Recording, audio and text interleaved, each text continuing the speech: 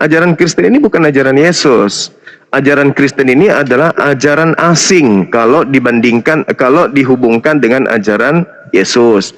Tapi kalau dihubungkan dengan ajaran Roma Yunani, ajaran Kristen ini adalah ajaran nenek moyang orang-orang Athena, di mana mereka sudah menyembah dewa-dewa yang menjelma menjadi manusia. Makanya dalam Kisah Para Rasul 17, Paulus datang mengajarkan dewa yang disembah oleh orang Athena dalam nama Yesus. Nah, itulah yang kalian sembah, dewanya orang Athena dalam nama Yesus, bukan Tuhannya orang Yahudi. Jadi saya simpulkan, orang Islam menyembah Tuhannya yang diperkenalkan oleh nabi-nabi kepada kaum terdahulu Bani Israel. Orang Yahudi menyembah kepada Tuhan yang disembah oleh Bani Israel. Orang Kristen menyembah dewanya orang Athena. Titik. Silakan. Dosen, ada yang mau ditambahkan sedikit biar setelah itu giliran saya. Bang, silakan abang aja, silakan. Ya, baik. Yang pertama, ya tentu di sini sudah dijelaskan secara pandangan garis besar ya dari Islam terkait dengan apa itu Quran dan hubungan Quran dengan sesembahannya, yaitu Allah SWT. Ketika dikatakan Quran itu adalah yang diwahyukan melalui Nabi Muhammad, artinya kalamullah itu yang diwahyukan itu namanya Quran melalui Roh Kudus dan disampaikan kepada Nabi Muhammad. Tentu nabinya umat Islam di sini ya. Saya seorang Kristen, saya menghargai ya sesama anak bangsa, kita menghargai ya. Muhammad itu nabi, tapi nabinya orang Islam ya. Dalam konteks diskusi saya mengatakan itu nabi orang Islam. Jadi ketika ada pertanyaan yang lebih mendalam terkait dengan pengetahuan saya sebagai seorang sesama anak bangsa yang ingin tahu juga tentang Islam, maka di sini pertanyaan saya adalah ya, apakah kalamullah itu yang diwahyukan yang namanya Quran itu? Kalamullah ini kan tidak terlihat. Kalamullah ini kan esensi atau hakikat atau lafaz yang dibalik yang tertulis di dalam Quran. Itu yang pertama ya. Bukan buku secara fisik atau tinta bolpen atau kertas yang adalah kalamullah ya. Jadi lafaz atau hakikat di balik yang tertulis itulah kalamullah. Pertanyaannya ya, sekarang pertanyaannya, apakah kalamullah lafaz atau hakikat di balik yang tertulis di dalam Quran apakah terpisah dari Allah ketika Allah telah menurunkan kepada Nabi Muhammad melalui malaikat Jibril atau Rohul Kudus? Apakah kalamullah itu terpisah dari Allah? Itu jawab ya. Yang kedua, kalau Anda berbicara tentang perbandingannya dengan Yesus Kristus dengan ajaran pagan Yunani, itu tidak ada kaitannya sama sekali. Di sini Kristen tetap pada esensinya Tuhan itu adalah penguasa atas langit dan bumi. Ya, Yesus datang sebagai manusia, wajar tidak dibuat patung? Ya wajar, karena dia pernah datang sebagai manusia. Apakah ada Kristen yang menyembah patung? Ya saya rasa tidak ada. Konsep cara berpikir, ya berhala yang paling besar, konsep cara manusia itu berpikir. Contoh, kelilingi Ka'bah. Ya, kalau saya orang yang tak berpendidikan, saya mengatakan mereka kelilingi Ka'bah berarti menyembah Ka'bah. Tentu saja tidak. Ya, konsep saya, cara berpikir saya, ketika saya menganulir bahwasanya Islam menyembah Ka'bah, itu adalah konsep yang berhala. Ya, konsep yang berhala. Akan tetapi ketika Islam menjelaskan kami tidak menyembah batu, ya itu memang wajar. Ketika saya mengatakan ada orang yang menyembah batu, saya katakan begitu. Saya harus tervalidasikan oleh batu tersebut. Saya harus bertanya kepada batu, batu, apakah orang betul orang-orang ini? Ketika Anda berbicara tentang Yesus, ya, Yesus datang sebagai manusia. Adakah orang Kristen yang menolak? Tidak ada. Sudah jelas ayatnya di dalam ayatnya yang percaya harus percaya ya. Yesus datang sebagai manusia. Ini ada ayatnya juga. 2 Yohanes 1 ayat 7 kan. Jadi yang tidak percaya Yesus datang sebagai manusia itu adalah antikris dan juga penyesat. Apakah kita menyembah kemanusiaan Yesus? Tentu saja tidak. Yang kita sembah tetap Tuhan dan Allah. Ya, Tuhan dan Allah. Dalam nama siapa? Dalam nama Yesus Kristus. Anda mau pahami tentang kalamullah, ya Anda harus kenal Quran. Kalau Anda tidak kenal Quran, berarti Anda tidak percaya kepada Allah SWT. Nah, pertanyaan saya dijawab, yaitu yang poin yang paling penting ya. Ketika kalamullah itu diwahyukan melalui Rohul Kudus dan diterima oleh Muhammad, jadi apakah kalamullah ini terpisah dengan Allah? Silakan. Itu dulu dijawab, Bang. Oke, baik. Jadi ketika berbicara mengenai kalam itu adalah kata. Kalam, kalimah. Jadi ketika berbicara mengenai kalam, dia adalah sifat yang melekat pada diri hakikat Allah. Sifat kalam inilah yang kemudian menjadikan sebuah kondisi kalimah. Apa kalimah itu? Kalau dalam bahasa Indonesia, kalimat itu adalah untaian kata, kumpulan kata-kata, itu kalimat. Kalau di bahasa Arab, kalimat itu kata. Jadi kalam, kalimah, sifat kalam yang melekat pada diri Allah menjadikan Allah berkalimah, Allah berkata. Apakah terpisah antara perkataan Allah dengan Allah itu sendiri? Kalau perkataan itu adalah buah dari sifat. Buah dari sifat itu artinya ciptaan. Yang melekat pada diri Allah itu adalah sifatnya. Yang berpisah dengan Allah itu adalah untaian katanya. Contoh, jadilah matahari, itu perkataan. Perkataan ini kemudian menjadi matahari, terpisah. Jadilah daging, jadi. Maka Allah dengan daging itu terpisah. Jadi apakah perkataan dengan Allah itu terpisah? Terpisah. Yang tidak terpisah dengan Allah itu adalah sifatnya. Kemampuan berkata yang tidak terpisah. Tapi perkataannya itu terpisah. Makanya ketika Allah berfirman, Al-Quran itu berasal dari sifat. Kalam. Setelah kalam ini keluar, diterima oleh Nabi Muhammad, maka kalam ini tadi membiaskan sebuah kalimah. Kalimah ini yang membuat orang banyak kabur. Kalimah ini yang kemudian dituangkan di dalam sebuah buku. Maka buku ini dan tinta itulah yang disebut ciptaan. Maka daging dan roh Yesus itulah yang disebut ciptaan. Tetapi kalam, kehendak Tuhan, sifat Tuhan, itu tidak terpisah. Makanya kehendak Tuhan itu bukan Yesus. Sifat Allah itu bukan Yesus. Yesus itu adalah buah dari sifat Allah itu tadi. Innama amruhu idza arada syai'an ayyakula lahu kun fayakun. Makanya Yesus berkata, aku datang ke bumi ini bukan atas kehendakku. Kenapa bisa demikian? Karena Yesus itu bukan sifat. Yesus itu bukan kalam. Yesus itu buah dari kalimah. Nah, contoh, motor punya knalpot. Motor ketika kemudian dibunyikan, keluar suara, keluar asap dari knalpot. Di mana Yesus posisinya di situ? Kalau kita menganalogikan, posisi Yesus adalah karbon dioksida, racun yang dihasilkan oleh asap. Jadi Tuhannya seibarat motor, sifat yang melekat padanya adalah knalpot. Perkataan yang keluar adalah seperti asap. Hasil daripada asap itu adalah racun karbon dioksida. Itulah Yesus. Jadi Yesus bukan asap, Yesus bukan knalpot, apalagi motor. Yesus hanyalah buah dari asap yang mengepul yang keluar daripada knalpot motor. Semoga Anda paham. Apa pembuktiannya? Yesus yang berkata, Yohanes 8:42, aku datang menjadi manusia bukan atas kehendakku. Jadi bukan motor Yesus itu, bukan knalpot Yesus itu, bahkan bukan asap Yesus itu, bukan perkataan, tetapi dia adalah karbon yang keluar dari yang menjadi hasil daripada asap tadi. Jauh sekali antara motor dengan racun yang dihasilkan oleh asap motor itu jauh berbeda.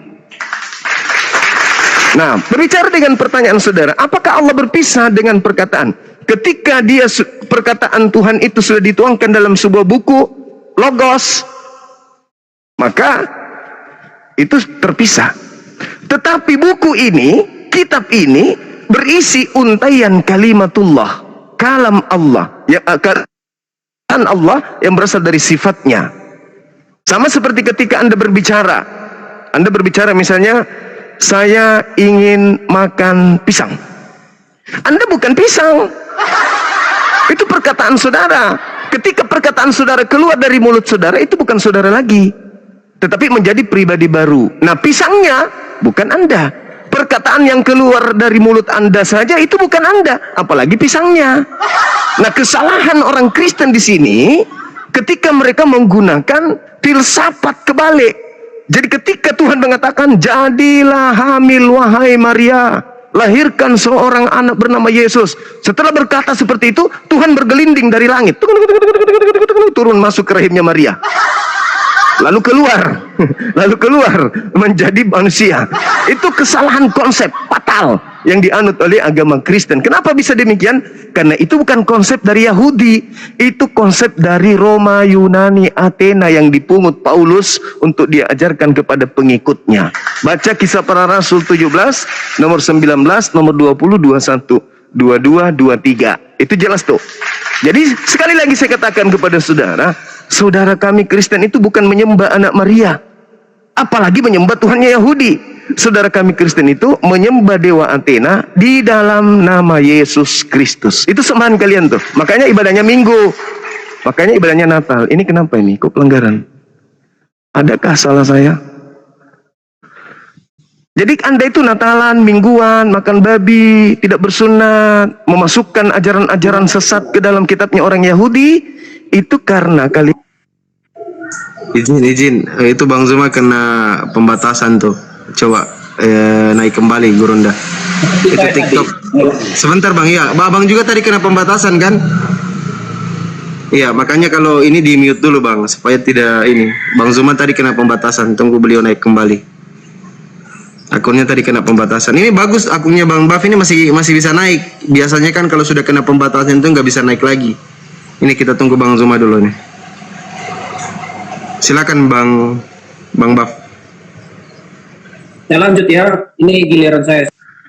Jadi saya simpulkan dulu supaya Anda tahu, ya, jangan hanya ini membahas satu jalur aja tanpa Anda membahas agama Anda. Jadi gini, ketika Yesus berpesan waspadalah kepada Kristus palsu, kepada Yahudi, dunia memberikan fakta. Di luar Yahudi ada penyembah Kristus. Orang-orang Yahudi murid Yesus mendudukkan Yesus itu level tertinggi hanya sebagai rasul. Hidup mereka menerima segala firman itu telah diterima dan mereka percaya bahwa engkaulah yang telah mengutus aku. Kepercayaan orang Yahudi dalam hal ini murid Yesus, pengikut Yesus, Yesus itu rasul utusan Tuhan. Titik. Sebagai rasul dia memperingati murid-muridnya, waspadalah kepada Kristus palsu yang datang menyesatkan banyak orang memakai namaku. Nah, di luar daripada murid-murid yang percaya dia hanyalah rasul, muncul agama Kristen yang menyembah Kristus. Nah, itu kenanya di situ. Makanya kalau kita lihat di dalam 2 Petrus 2 nomor 1, sebagaimana dahulu di tengah-tengahmu ada nabi-nabi palsu, demikian juga sekarang di tengah-tengah kamu ada penyesat-penyesat yang memasukkan pengajaran-pengajaran yang menyesatkan ke dalam pengajaran orang Yahudi. Nah, sekarang muncul pertanyaan, siapa yang memasukkan pengajaran-pengajaran baru ke dalam kitabnya orang Yahudi? Ayo. Kalau umat Islam tidak mengambil terjemahan kitabnya Yahudi lalu memasukkan Al-Quran di dalamnya, ditumpuk begini, nggak ada itu. Tapi ada yang aneh yang tidak disadari oleh saudara-saudara kami Kristen.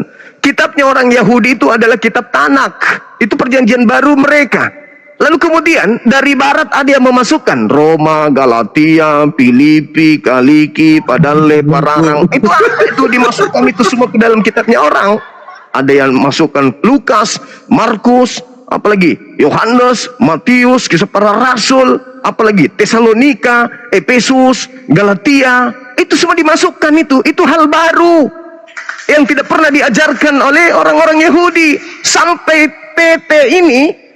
TT ini tidak ada orang Yahudi menjadikan kitabnya orang Kristen ada di dalam kitab, di dalam sinagoge, tempat ibadahnya orang Yahudi itu nggak ada kitab-kitab surah-surah itu nggak ada.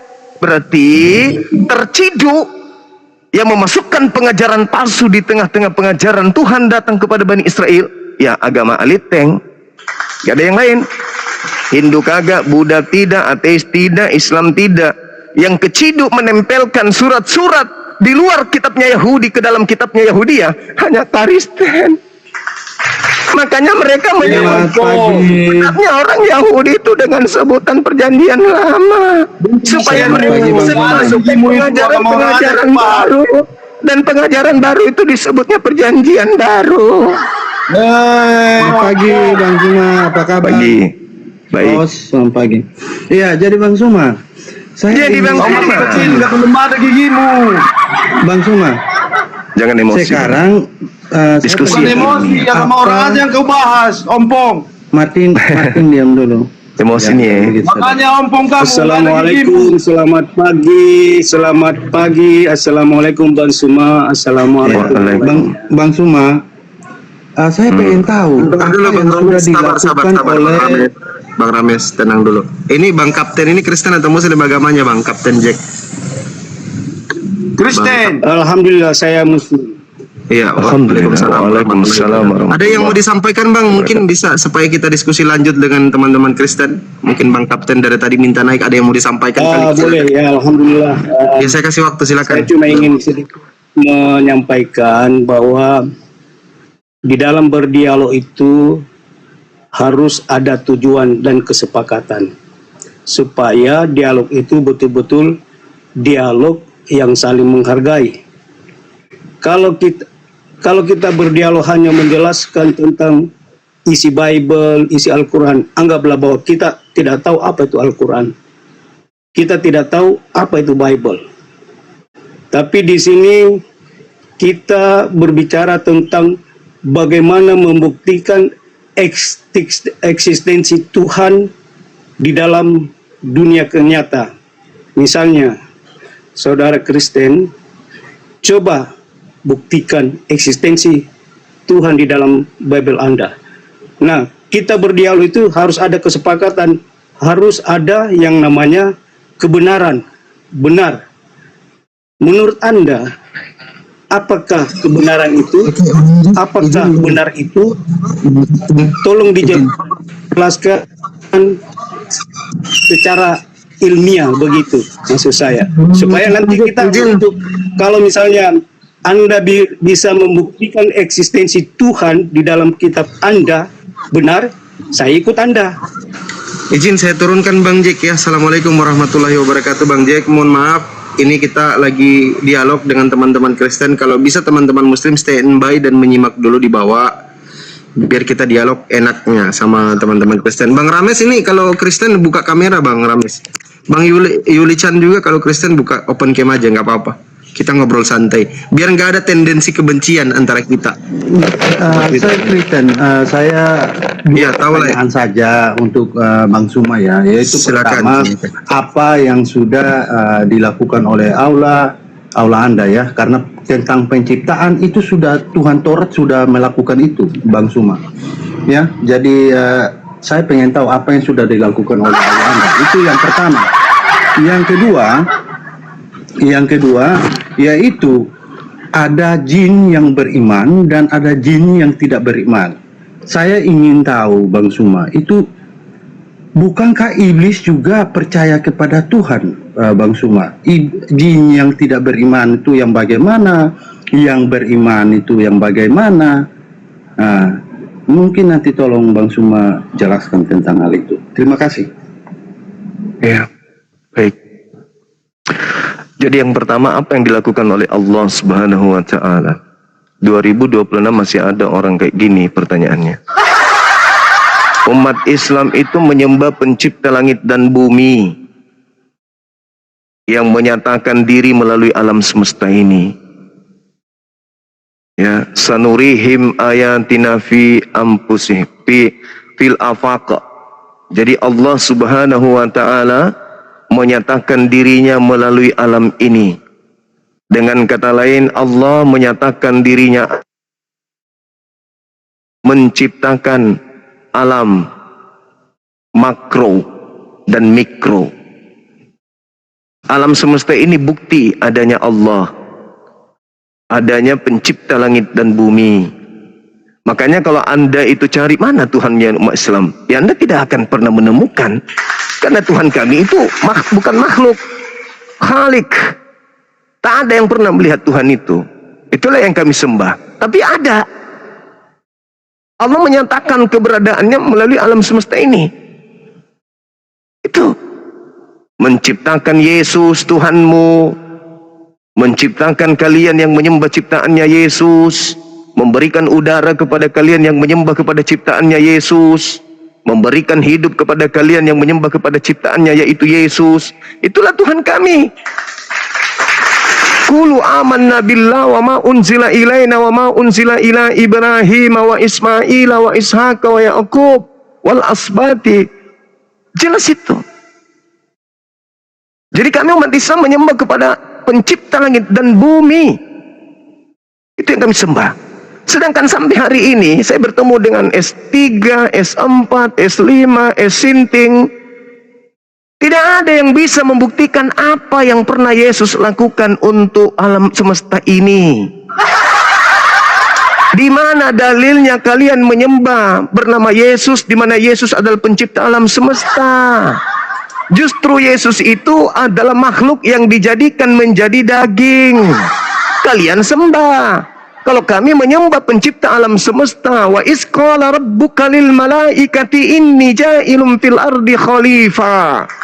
Tuhanku lah yang menciptakan manusia untuk menjadi pemimpin di atas muka bumi ini. Mana? Tunjukkan dalilnya. Yesus menciptakan manusia. Mana? Dalilnya mana? Sampai Anda tak berak-berak tempurung kelapa, tidak akan pernah bisa Anda jawab itu. Kemudian apa pertanyaannya tadi yang kedua? Silakan. Pertanyaan kedua tadi apa? Pertanyaan saya yang pertama, Tuhan Allah Anda sudah menciptakan apa? Sedangkan penciptaan kan sudah itu jawab. sudah ada sejak Taurat. Udah Anda turun di bawah. Tuhan Taurat sudah. Turun di bawah. Turun. Kelas Anda bukan macam Anda yang mau diskusi dengan saya. Mana Yesus menciptakan di abad keempat? Apa yang diciptakan Yesus? Hah? Apa yang diciptakan Theos? Theos itu baru muncul di abad keempat. Di Indonesia Tuhanmu baru muncul di abad ke-16. Abad ke-17 Tuhanmu baru muncul. Yesus Tuhan itu baru muncul di abad 17 di Indonesia. Hah? Ngerti kau? Tanya sanamu satu Rom. Kau dari HKBP Kian? Bukan. Tapi kenapa diundang kau di HKBP? Ya karena sebelumnya saya nge-share undangan buat AKBP untuk diskusi sama Bang Juma offline. Oh. Kenapa rupanya? Kenapa rupanya kau Darel? Enggak terima kau Darel rupanya. Tunggu dulu Ardi, aku ribut kan? Karena aku HKBP. Jadi maksudku Iya, dia HKBP. Dia HKBP. Iya.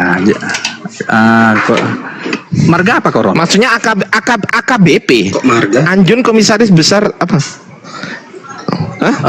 AKBP bukan orang Huria Batak. HKBP Huria Kristen Batak. Oh HKBP, kirain AKBP polisi dong. HKBP. Oh ya oke lanjut. Kupikirnya Arom nih dari STT Siantar. Bukan lah, nggak ada saya pernah ke Medan. Oh, bukan orang Batak, Rom? Pernah sih. Bukan. Pernah sih saya ke Medan. Cuman ke Siantar benar. Tempat kawan. Iya, kan. Kalau HKBP kan lulusan dari STT Siantar itu. Dengan ada lagi STT Jakarta kan. Baru masuk ke apa? Betul. Kupikirnya kok pendeta HKBP Kian. Bukan. Tapi kenalan saya banyak di situ. Kau Pandi Ahmad banyak kali cengkunek nu. Terus kau pendeta Pandi, kau muda kali kau pendeta Pandi. Nah, aku mudanya.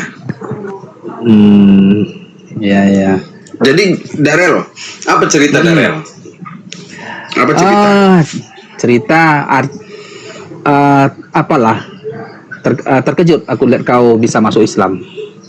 Artinya sebuah Janganlah terkejut. Aku Ikut terkejut ikut artinya senang lah kau. Ikut senang. enggak, begini, bukan masalah senang nggak senang ya, artinya sebenarnya samanya. Andai ada Kan ustaz kita kan masuk ke- kawan. Betul. Masalahnya gini Tik Rom, karena kau orang dalam, artinya kau kan ini sudah ilmumu udah ada, kau serap di STT. Kalau kau menggunakan pendekatan kekristenan nanti untuk berbalik, aku rasa kau jadi kurang, mungkin agak berat menghadapi kau. Karena kau paham di kekristenan.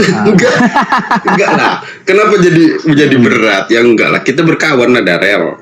Kita kan berkawan. Kita sama-sama pendiskusi kan. Kalau kita kan diskusi, kau tahu caraku diskusi gimana kan? Enggak pernah kita menghajar pribadi kan. Ya, diskusinya kan sesuai yang tertulis saja kan Darel.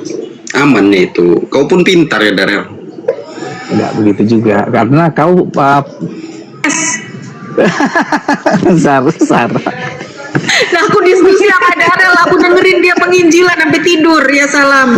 Darel nih kalau ngomongin itu ayat itu nggak hilang-hilang. Masih makan babi kalau rupanya Darel. Kalau itu pasti. Itulah aku bilang sama Darel gini Darel. Kan ku bilang samamu, hukum yang diturunkan oleh Tuhan itu Taurat, Zabur, Injil, Ya. itu sudah tidak berlaku lagi karena sudah ada kitab wahyu yang diturunkan oleh Allah, yaitu Al-Quran Nur Karim. Itu untuk seluruh umat manusia.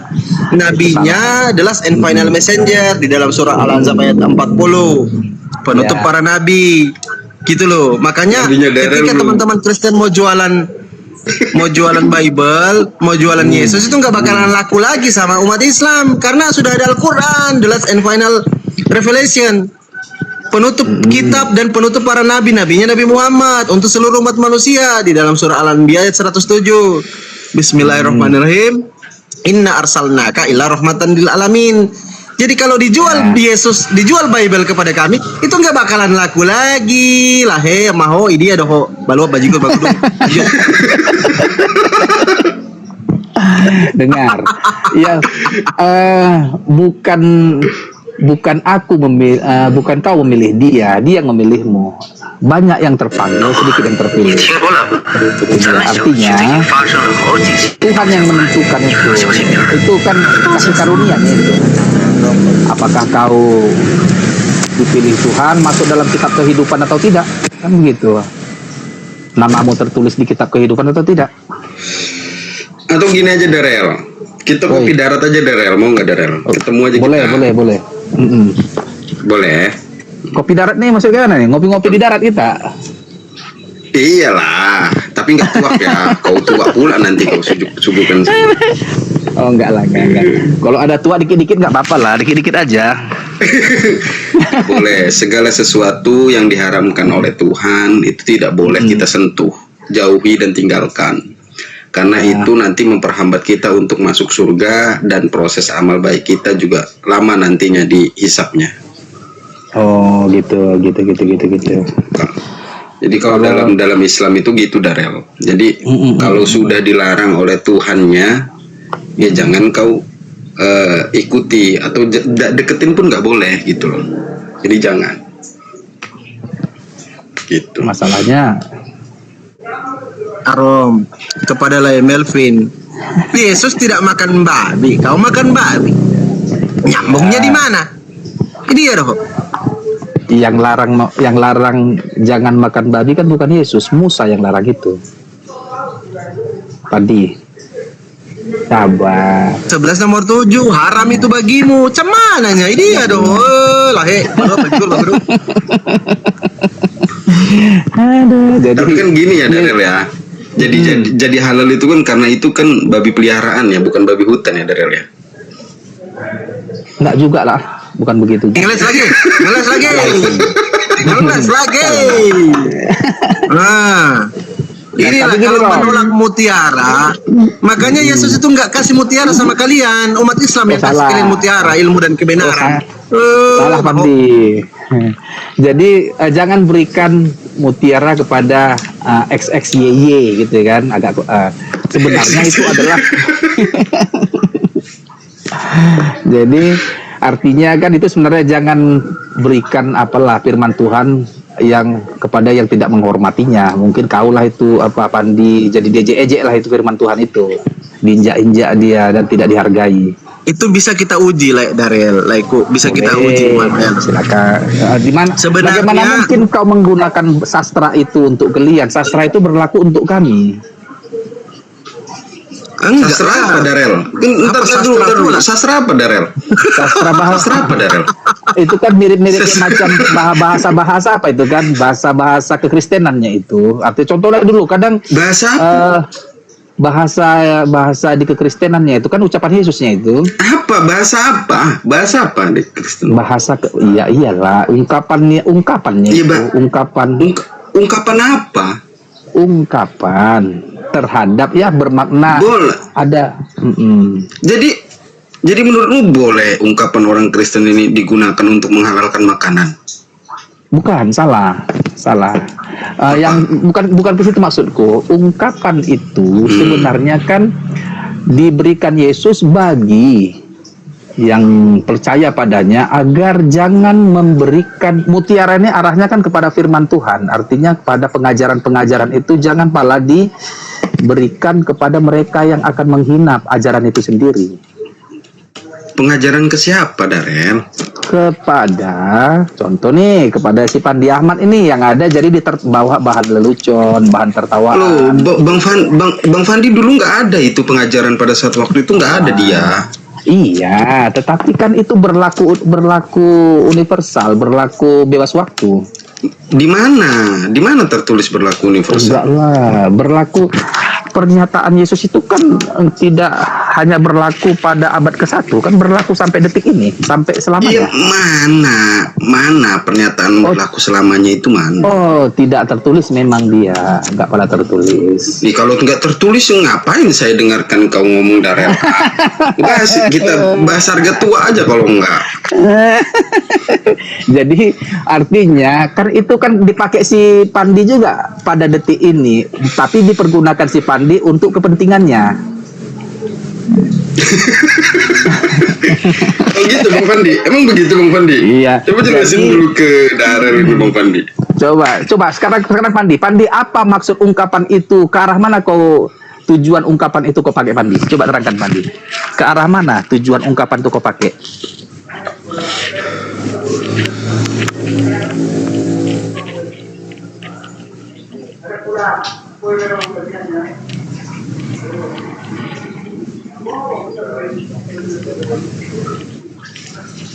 Mana ini? Ada yang mau diskusi sama Darel nggak ini?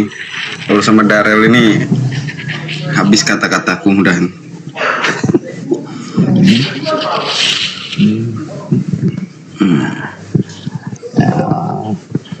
Gini, ulangi lagi pertanyaanku Pandi. Apa maksud pernyataanmu? Jangan berikan mutiara kepada XXYY. Bos,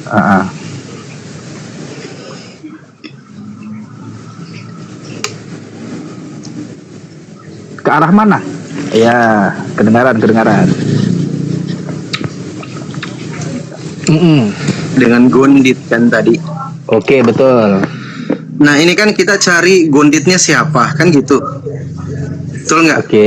Mutiaranya apa? Gonditnya siapa? Nah mutiara itu apa yang kau pahami terkait mutiara yang dimaksud oleh Yesus itu apa? Coba kau jelaskan ke aku dulu karena itu kan kitabmu. Oke. Coba kau jelaskan. Betul. Mutiara itu cenderung pada firman Tuhan atau ajaran-ajaran Yesus, ajaran-ajaran kekristenan, ajaran-ajaran yang bersumber dari Tuhan. Tuhannya ya Tuhan kami. Lalu gondit ini kaulah sekarang. Bisa masuk kategori ilmu dan kebenaran kan? Berbicara Kebenaran mutiara firman- itu kan? Iya, kebenaran firman Tuhan lah. Oke, baik. Nah, berbicara ilmu dan kebenaran, mutiara yang dimaksud oleh Yesus ini kan sudah diterangkan di dalam kitab teman-teman Kristen. Gitu kan. Nah, gonditnya ini kita harus selidiki dulu siapa yang dimaksud oleh Yesus ini. Kan gitu. Nah, ketika kita selidiki gonditnya siapa, nah kita cari tahu ajaran Yesus itu apa. Apa yang diajarkan Yesus? Apakah Yesus mengajarkan dirinya yang Tuhan atau dia mengajarkan dia punya Tuhan? Kan gitu. Aku sabar dulu, Fandi. Aku sudah menerangkan mutiara itu apa, gondit itu juga siapa, aku sudah terangkan. Sekarang kau yang menerangkan mutiara itu apa, siapa gonditnya, sehingga kau menggunakan ungkapan yang diungkapkan oleh Yesus. Silakan. Oke. Itu kan ilmu dan kebenaran. Kebenaran, ilmu apa yang disampaikan oleh Yesus asli, bukan Yesus palsu ya. Saya nggak mau ambil dalil Yesus palsu. Stop. Tidak boleh Sebentar kau dulu, bilang- sebentar. Nanti selesai. Tidak boleh gitu. Oke, silakan. Di dalam Amsal 13 nomor 13 sampai 16, ilmu mutiara itu adalah ilmu dan kebenaran. Ketika teman-teman Kristen mengatakan itu firman Tuhan atau firman yang disampaikan oleh Yesus, yang disampaikan oleh Bapa kepada Yesus dan Yesus sampaikan kepada murid-muridnya, nah itulah yang dimaksud ilmu dan kebenaran, mutiara itu pengajaran Yesus. Gonditnya ini yang dimaksud ini siapa? Kita buka komal diskusi lintas agama. Sebelum saya masuk ke situ, saya mau sampaikan, orang beragama itu, yang pertama, dia beragama mengikuti apa yang dikatakan oleh kitab sucinya. Ketika kitab sucinya bilang, "Woi, Tuhanmu Allah, harus kau sembah Allah, harus beribadah kepada Allah." Contoh kayak di dalam Islam ya, di dalam surah At-Taha ayat 14, Bismillahirrahmanirrahim. Innani anallahu la ilaha illa ana fa'budni wa aqimi sholata li dzikri. Kata Allah, sungguh aku ini Allah, tidak ada Tuhan selain aku. Sembahlah aku, hanya aku yang Tuhan. Sembah aku. Laksanakanlah sholat untuk mengingat aku. Kami, alhamdulillahirabbil alamin. Segala puji bagi Allah, Tuhannya Yesus, Tuhannya Nabi Musa, Tuhannya Nabi Muhammad, Tuhan seluruh umat manusia. Kami, umat Islam, mengikuti apa yang dikatakan oleh kitab suci kami. Oleh Allah. Kami ikutin. Nah, sekarang kita tengoklah teman-teman kita yang Kristen. Ketika umat Islam beragama mengikuti apa yang dikatakan kitab sucinya, teman-teman Kristen membuat kitab sucinya mengikuti cita-cita, angan-angan, mimpi, halusinasi mereka untuk mentuhankan yang bukan Tuhan. Saya lanjut narasi saya yang saya sampaikan tadi, berbicara gondit. Inilah kalau kita buka komal diskusi lintas agama, kita sampaikan kepada Layak Melvin, MKC, Tuhan itu bukan manusia loh, bukan anak manusia loh. Bilangan 23:19. Tuhan itu nggak kelihatan loh, Yohanes 5:37. Tuhan itu Esa loh, Markus 12:29. Bapa yang Tuhan langit dan bumi, Matius 11:25. Lukas 4:8, sembah Bapa, hanya kepada Dia sajalah engkau berbakti. Kami sampaikan kepada kalian. Tapi apa yang kalian tanggapin terkait itu? Kalian tolak. Kalian pijak-pijak bahwa Yesus itu punya Tuhan. Kalian pijak-pijak ilmu dan kebenaran mutiara yang kami berikan itu. Kami sampaikan kepada kalian. Woi, Tuhan itu nggak mungkin lahir jadi bayi, netek sama ibunya, menyusu, berak, kencing, dicebok. Sabar dulu. Ya siapa? Sabar dulu, sabar. Pelan-pelan. Silakan. Pelan-pelan, saya terangkan pelan-pelan.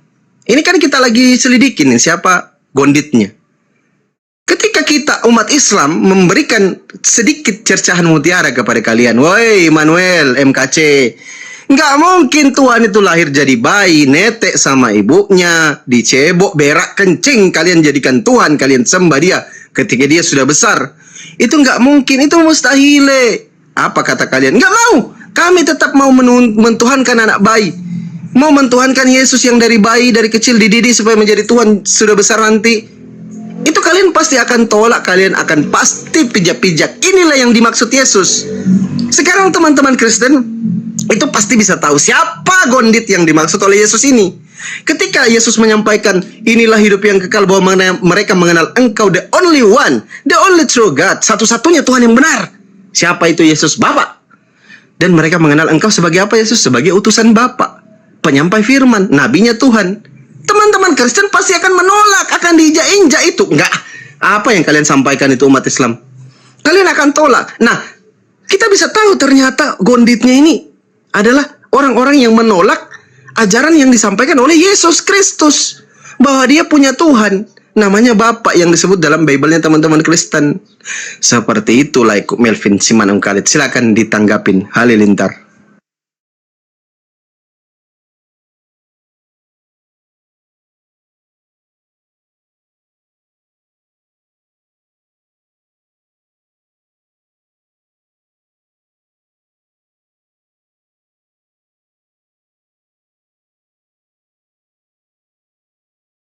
Terhadap iman kekristenan sebagai mutiara, aku rasa itu sangat memalukan. Mutiara yang dimaksudkan dalam kitab kami itu adalah firman Tuhan, pengajaran Tuhan yang tidak diterima dan diinjak-injak, dilecehkan. Begitu. Tapi kau menjadikan mutiara yang kau maksud adalah sanggahanmu. Itu sangat. Siapa kau? Apakah hanya karena kau atau begini kubalikkan filosofinya, apakah dengan menyanggah kekristenan menjadikan Islam jadi benar? Kan tidak juga. Jika Kristen salah, maka Islam benar. Nggak bisa begitu. Sebenarnya membenarkan Islam bukan dengan metode menyalahkan Kristen. Membenarkan Islam haruslah dengan menyatakan, membuktikan kebenaran itu sendiri, bukan menyalahkan kekristenan atau menjelek-jelekkan kekristenan. Itu adalah sebuah metode yang salah. Silakan.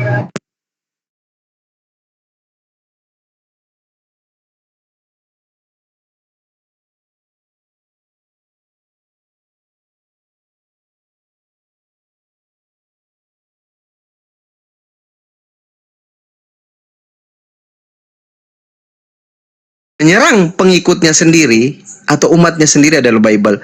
Satu-satunya Tuhan yang menyerang umatnya sendiri, hambanya sendiri adalah Tuhannya Kristen, yaitu Yesus. Kenapa saya katakan demikian? Coba kita tengok, kita cross check. Di dalam Matius 7 nomor 23, itu kan Yesus bilang tuh, "Woi Melvin, enyalah kau. Aku tidak mengenal kau. Kau itu pembuat kejahatan." Kenapa demikian? Kenapa Yesus mengusir teman-teman Kristen? Poin pertama, ini perbedaan antara Kristen dengan Yesus nih, saya terangkan sedikit ya. Ketika Yesus masuk rumah ibadah sinagoge, Kristen masuk gereja. Nyambungnya di mana? Di dalam 1 Yohanes 2 nomor 6, kata Yesus harus hidup sama seperti Yesus hidup. Tadi poin pertama ibadah di sinagoge, Yesusnya, Kristennya ibadah di gereja. Yesus sujud Matius 26:39 ketika beribadah kepada Tuhannya, Kristen lompat-lompat, jingkrak-jingkrak, nyanyi-nyanyi di gereja. Nyambungnya di mana? Berikutnya, ketika Yesus patuh dan taat terhadap hukum Taurat, Yesus itu di dalam Imamat 11 nomor 7 katanya babi itu haram. Yesus kan patuh dan taat. Otomatis Yesus ikut. Yesus nggak makan babi. Tiba-tiba mayoritas Kristen itu makan B2, makan gondit. Nyambungnya di mana? Itu loh. Nah, terakhir, kenapa sampai Yesus usir Kristen dalam Matius 7:23? Kenapa sampai terjadi hal demikian? Karena begini teman-teman, di dalam kitab Roma 1:22 sampai 25, teman-teman Kristen itu telah mengganti kemuliaan Elohim yang tidak fana, yang bukan manusia, bukan anak manusia, bukan bayi, yang tidak kelihatan, yang esa, dengan gambaran yang mirip dengan manusia Yesus. Diganti itu. Akhirnya Elohim hukum kalian.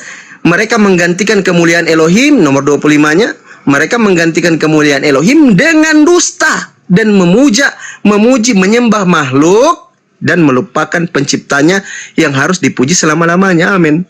Makanya mereka itu setelah diusir sama Yesus, Matius 7:21 sampai 23, mereka itu akan dihukum sama Elohim, dibuang ke dalam api neraka. Datanya mana? Matius 7:15 sampai 23. Dari buahnya kau akan mengenal mereka. Kalau kita selidiki buahnya, pengajaran yang diajarkan oleh Yesus, mutiara yang diajarkan oleh Yesus, ilmu dan kebenaran itu tidak nyambung dengan apa yang diterapkan oleh teman-teman Kristen selama hidup di muka bumi ini. Karena ketika Yesus mengajarkan yang Tuhan Bapa, mereka malah menyembah Yesus. Yesus mengajarkan bertobat ketika kita hendak mengakui dosa kita, kita bersalah, bertobat kepada Tuhan. Angkat tanganmu, menengadah ke atas dalam 1 Yohanes 1 nomor 9, jika kita mengaku dosa kita maka ia adalah setia dan adil dan ia akan mengampuni segala dosa kita. Kita minta ampun sama Tuhan. Itu yang diajarkan Yesus. Sementara apa yang diajarkan Kristen? Ah udahlah, nyantai-nyantai aja kau. Duduk-duduk kau merokok-merokok, biar habis kau tampar istrimu, tetap Yesus akan tanggung dosamu. Biar habis kau curi sendal misalkan di gereja atau di masjid, tetap Yesus akan ampuni dosamu, akan ditebus dosamu. Biar kau curi ayam di rumah tetanggamu, tetap akan diampuni dosamu. Itu yang diajarkan oleh Aliteng. Nyambungnya di mana? Silakan ditanggapin.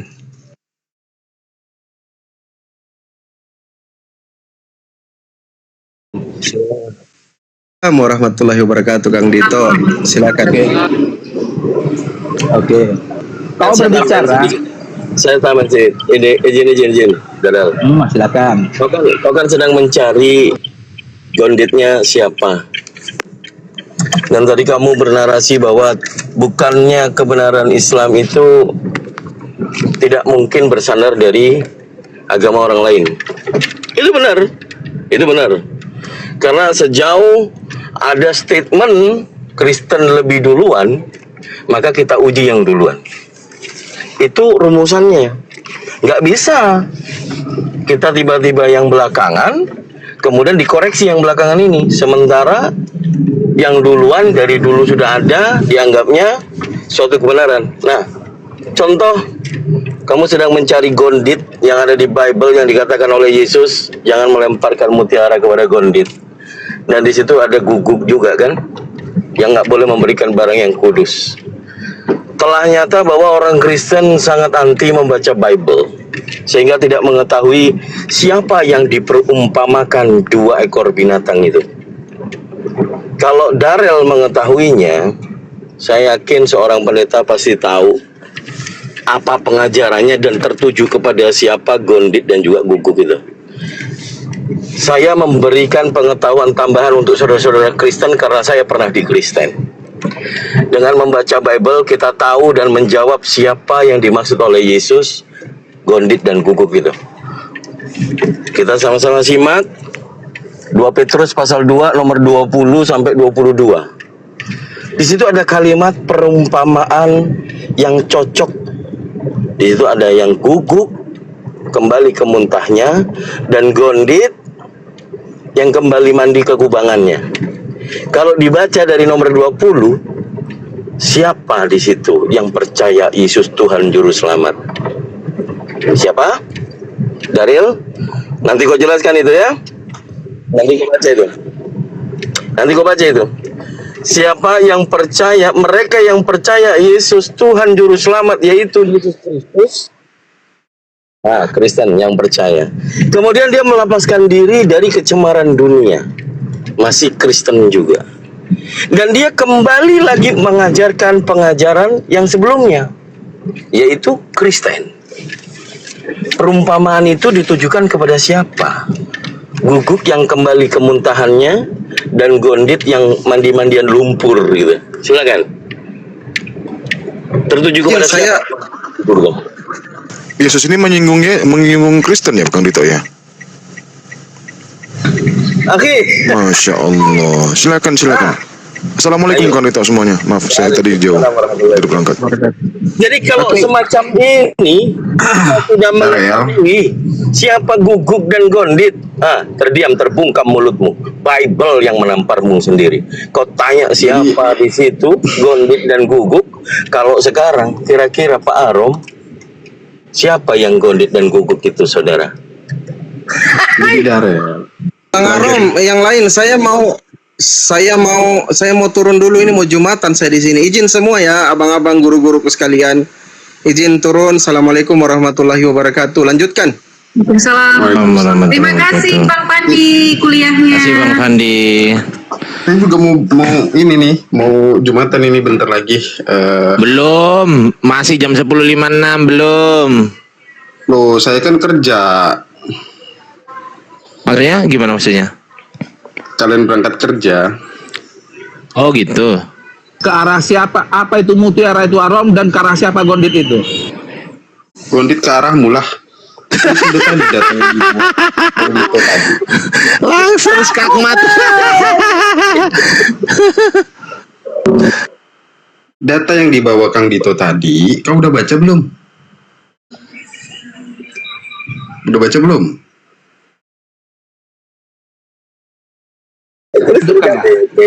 Iya, coba baca dulu. Coba baca dulu. Kembali ke kubangannya itu, baca dulu.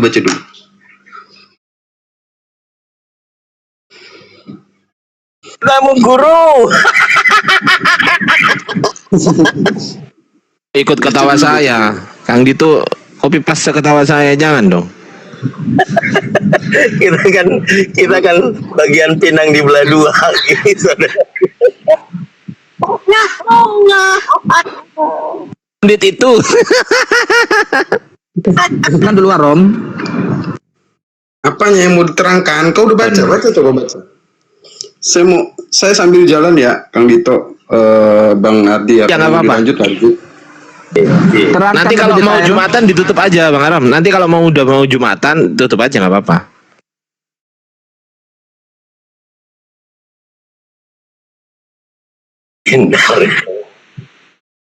Tuh, gini,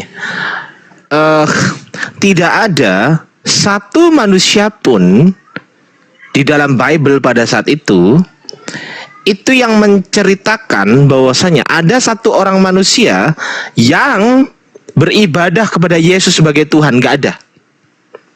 Nggak ada itu. Yang ada hanya proskuneo.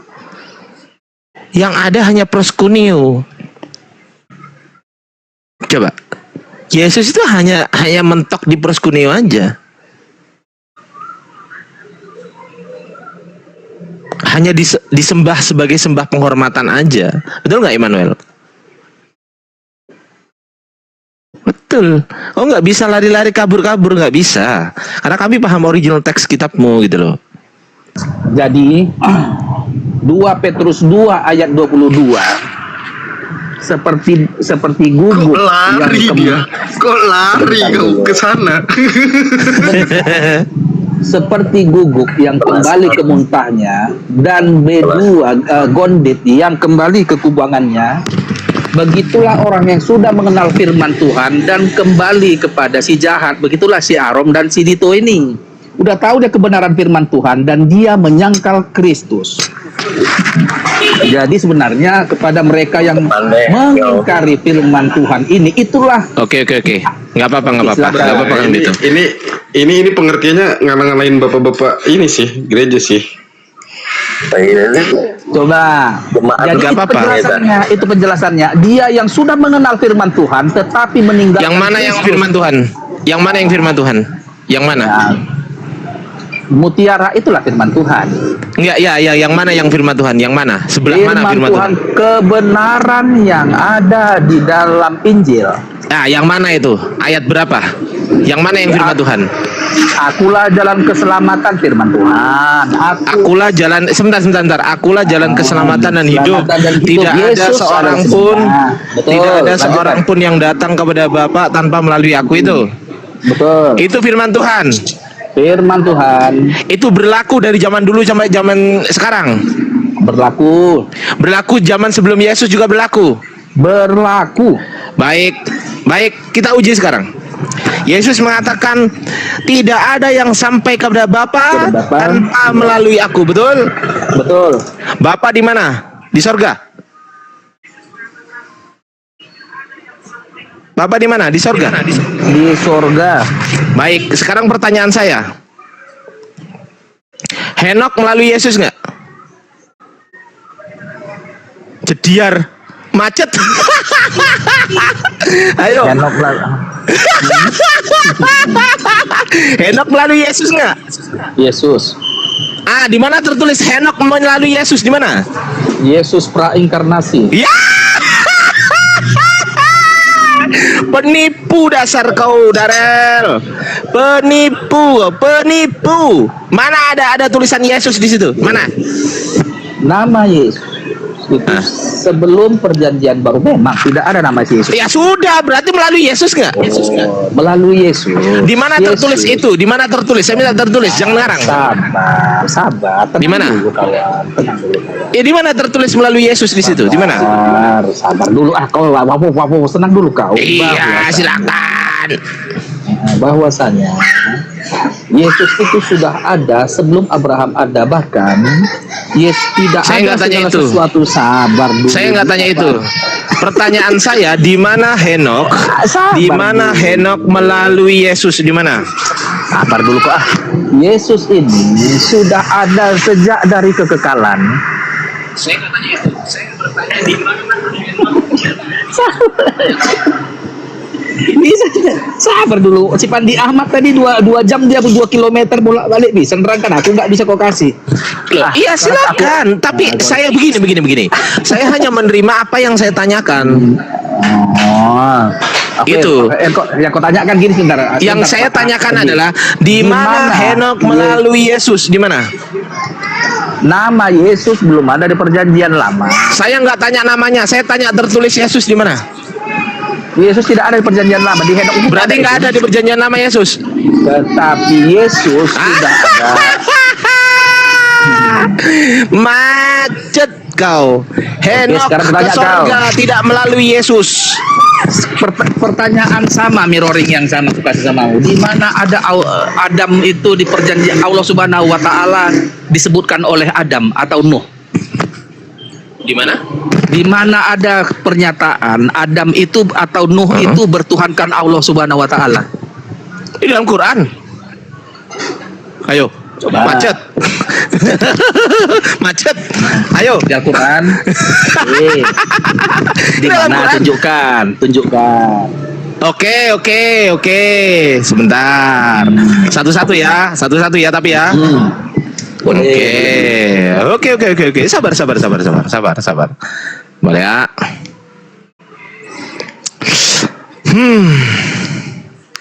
Jadi aku buka ini. Nih, Al-Baqarah ayat 37. Bismillahirrahmanirrahim.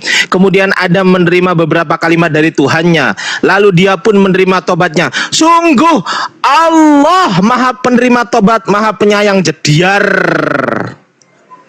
1, 2 ya. 2. Tunjukkan Nuh itu. Mana dia? Sabar. Satu-satu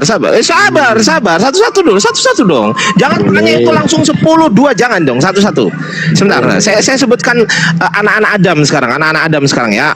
Bacakanlah Nabi Muhammad kepada mereka berita tentang 2 putra Adam yang dengan sebenarnya.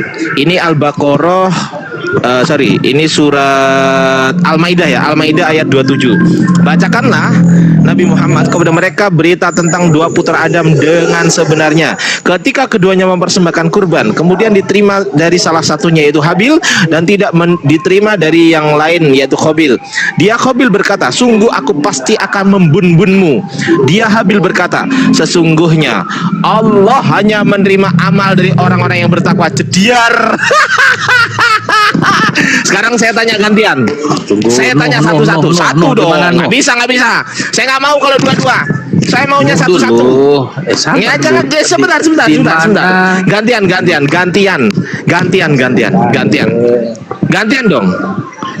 dong. Saya tahu. Tanyalah. Sabar. Gantian. Satu-satu boleh nggak? Boleh. Baik. Berarti kau mengakui barusan saya sudah menjawab dengan ayat. Nuh gitu kan? belum, hanya Adam saja, masih Nuh belum. Itu pertanyaan kedua. Tunjukkan Nuh di mana Nuh berkata. Oh no, mau Nuh. Oke. Oke nih ya. Bismillahirrahmanirrahim. Waqalar kabu fiha majriha wa mursaha inna rabbi laghafurur rahim. Ya, majriha ini ya bacanya ya. Oke, dia Nuh berkata, naiklah kamu semua ke dalamnya bahtera dengan menyebut nama Allah pada waktu berlayar dan berlabuhnya. Sesungguhnya Tuhanku benar-benar Maha Pengampun lagi Maha Penyayang. Jediar. Sekarang gantian. Kang, surat Nuh aja ada dalam Al-Quran. Surat Nuh ada dalam Al-Quran. Sabar. Boleh, Gantian saya silakan, sekarang. silakan. Gantian. Oke ya. Sejauh ini Yesus kan hanya disembah sembah penghormatan ya kan. Sembah penghormatan sejauh ini. Jadi menggunakan kata proskuneo di situ.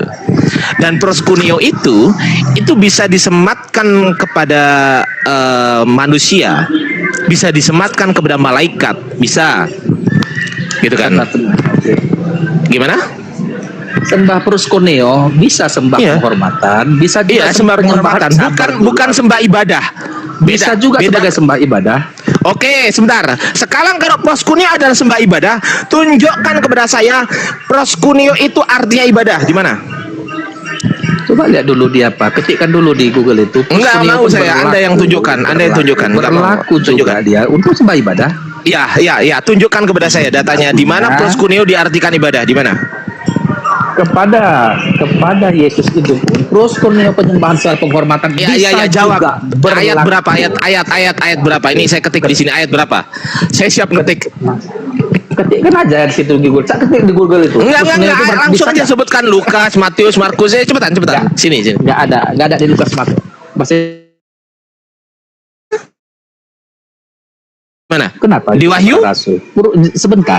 Proskuneo itu bukan Jangan hanya ngomong sebagai dulu, sabar. tunjukkan ayatnya dulu, saya buka. Tunjukkan ayatnya dulu di sini. Di sini saya akan ketik ayatnya. Sebentar ya. Saya ngetik ayat ini. Ayat apa? Jangan, Lukas, Markus, Hardi, Matius. jangan perkosa tamumu, Hardi. Come on. Loh enggak. Jangan Justru perkosa saya tamumu. ingin memberikan edukasi bahwasanya ayat yang Anda sebutkan itu ada diartikan proskuneo, diartikan ibadah gitu loh. Mana? Coba ketikkan dulu apakah proskuneo. Jangan kemana-mana. Ayatnya dulu, ayatnya. Ayat. Kalau di sini aku malas ya diskusi sama kayak kau, Hardi. Nggak bisa apa? Kau perkosa tamumu. Ya ayat. Yang saya minta ayat Nggak ada. dong. Nggak ada ayatnya di Alkitab itu. Berarti di Alkitab proskuneo tidak diartikan ibadah. Diartikan ibadah. Di mana tertulis? Silakan. Coba ketikkan di Kisah Para Rasul itu yang apa itu? Kisah Para Rasul berapa? Kisah Kisah kebangkitan Yesus, kenaikan Yesus ke surga. Iya, Kisah Para Rasul berapa? Kisah Para Rasul berapa? Nggak aku hafal. Coba Ya, kau cari dulu. Kau cari. Setelah kau cari dulu sekarang. Setelah kau cari, saya ketik di sini. Silakan. Aduh, harus ketikkanlah di situ. Di mana? Karena Loh. kau yang pegang alat. Loh, kok jadi menggantungkan ke saya? Kenapa menggantung ke saya? Kenapa? Nggak apa-apa, ketikkan aja. Kita bukan cari menang kalah, kita cari kebenaran. Kalau cari kebenaran, kenapa Anda nggak nggak punya laptop sendiri? Kenapa nggak punya tab sendiri? Kenapa? Kenapa nggak punya HP sendiri? Kan katanya cari kebenaran. Bentar. Hardi, diskusi bukan cari menang kalah, kawan. Cari kebenaran. Diskusi itu bukan cari menang kalah, betul. Diskusi itu Kalau cari kau kebenaran, kan berharap begitu. menang, kau tujuanmu salah tujuan dengan Ya tujuanku. sekarang kau tunjukkan ke saya bantu ketikan kau Kisah Para Rasul berapa? Sekarang tunjukkan kau yang pertama membuka kata-kata proskuneo. Di mana kata-kata proskuneo itu terjadi? Di Alkitab Oke, itu di mana? ya gitu dong. Kalau gitu enak. Saya Silakan. tunjukkan. Nanti gantian kau Silakan. nunjukkan gitu yang adil. Diskusi harus adil nggak? Saya tanya. Iya, adil. Harus adil lah. Diem dulu nak. Iki ya, nih. Sebentar ya. Sebentar. Gimana kata-kata proskuneo? Iya. Sebentar. Iya. Aduh. Si. Turun dulu. Ayo sana dulu sama Mama. Lagi Mama. Aduh. Si. Aduh. Sabar nak. Sabar. Nih proskuneo. Ini mau dari perjanjian lama atau perjanjian baru, saya tanya?